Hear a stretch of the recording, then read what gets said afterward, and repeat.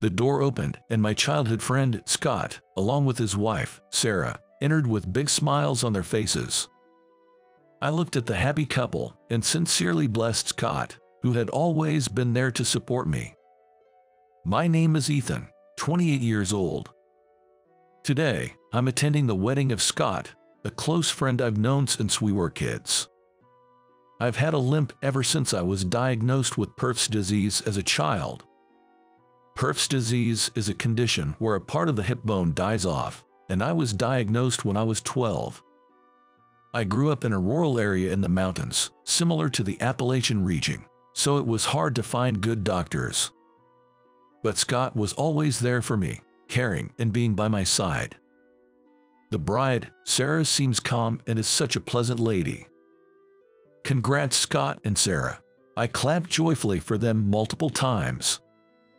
Given that Sarah is a hairstylist, many of her friends from the bride's side looked glamorous and stylish.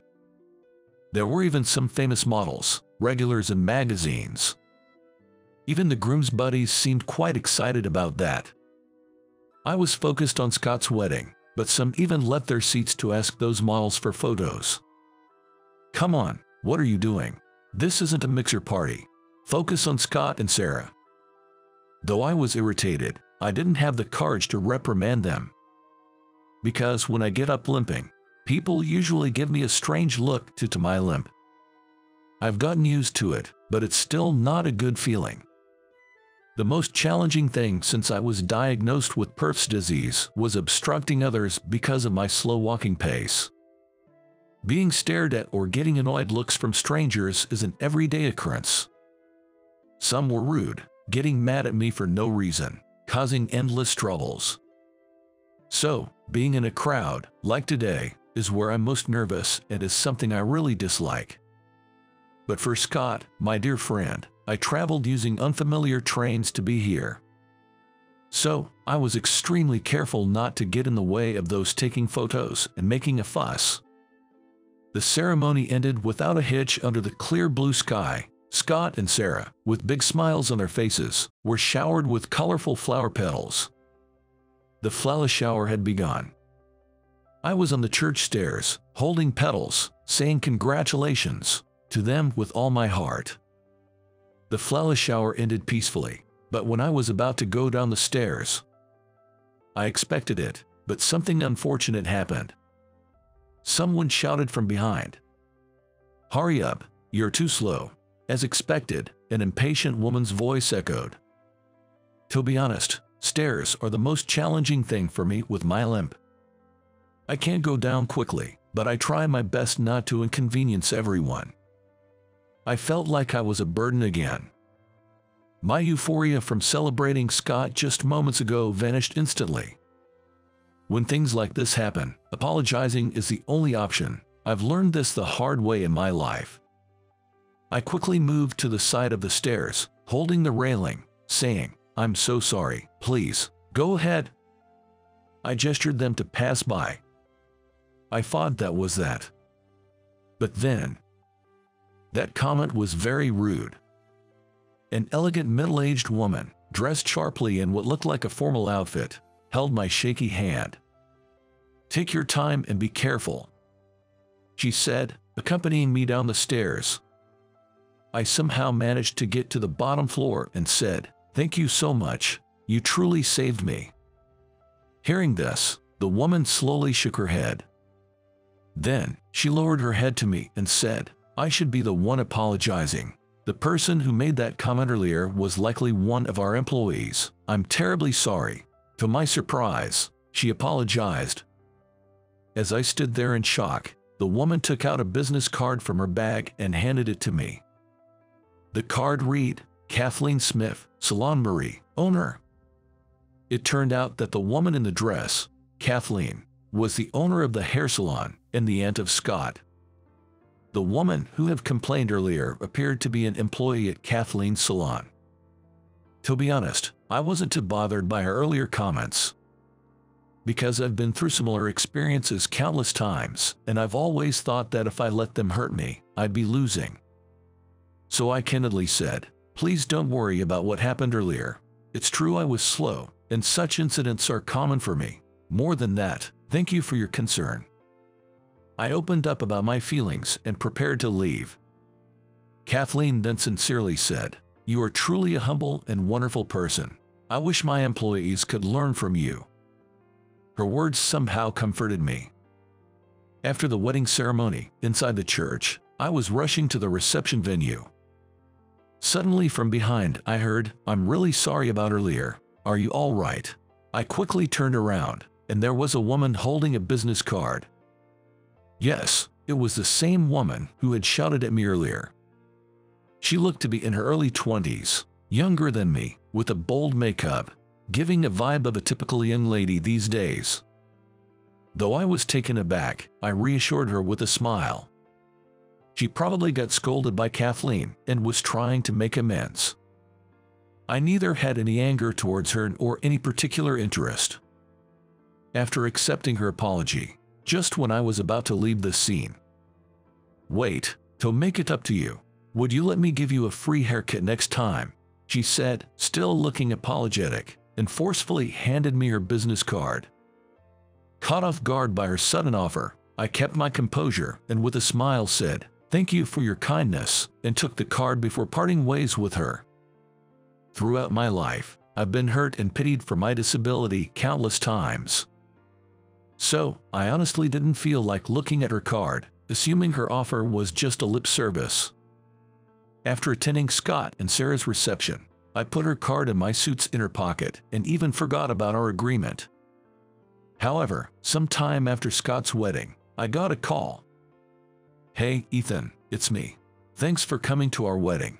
It was Scott himself. "Hey Scott, back from your honeymoon. It was such a wonderful wedding." I congratulated Scott once more. Scott mentioned how he and Sarah went to Hawaii and enjoyed scuba diving, and his voice sounded lively. Then, out of the blue, he said, "Actually, the reason I called today is, someone here wants to talk to you." Hang on. The voice changed to a woman's. It's Maria Smith, the one who gave you a card at the wedding. Why haven't you visited the salon? Are you still mad at me?" Caught off guard by her rapid-fire questions, I was perplexed. Who is this? The wedding, the card, the salon.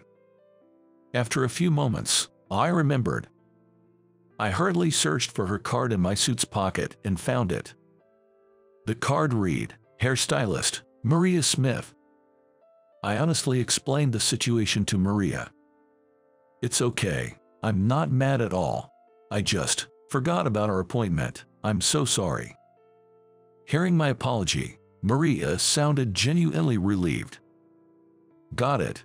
Just let me know when you're available. I promise to give you the best haircut as an apology." I was puzzled by her insistence, but I thought, why not, and made an appointment for a haircut. The day of my appointment with Maria. After finishing work, I went to the hair salon where she works. It's already past 8 p.m. Since it's after business hours, only Maria was left in the salon.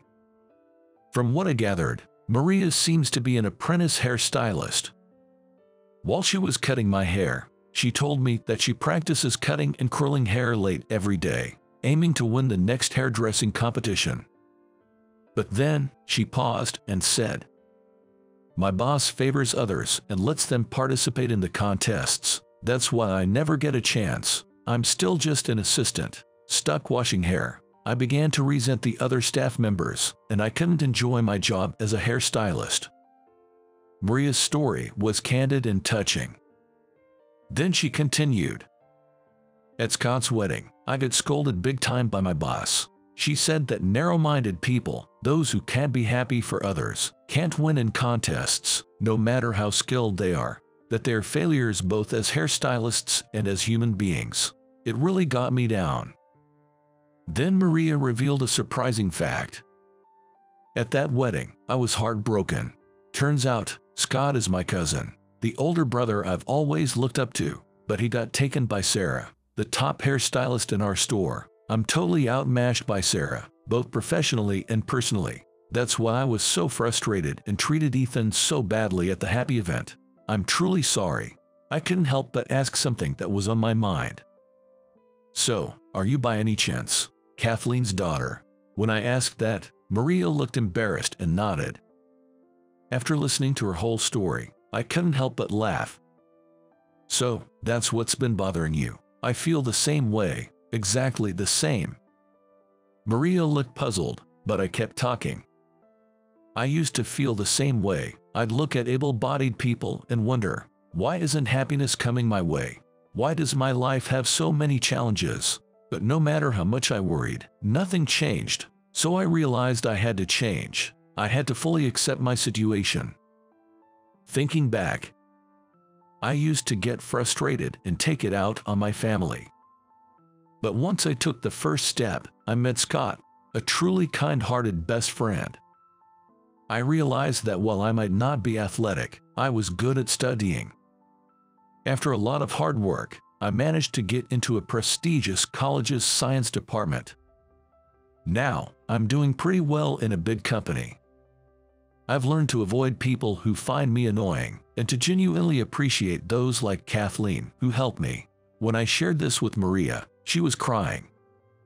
"You're absolutely right. I've been too focused on my insecurities. I'll try to live more honestly and sincerely." Your words really resonated with me. Thank you. Every time she cried, her thick foundation and heavy mascara ran. Upon closer look, her skin was very clear, and she looked much cuter without makeup. You don't have to be perfect like Kathleen or Sarah. You have your own unique qualities. Keep it up. While I was encouraging Maria, I was also cheering myself on. I need to work hard and learn from her. 1 year after Scott's wedding, I visit the salon Marie once a month to get my hair cut. Of course, my personal hairstylist is Maria.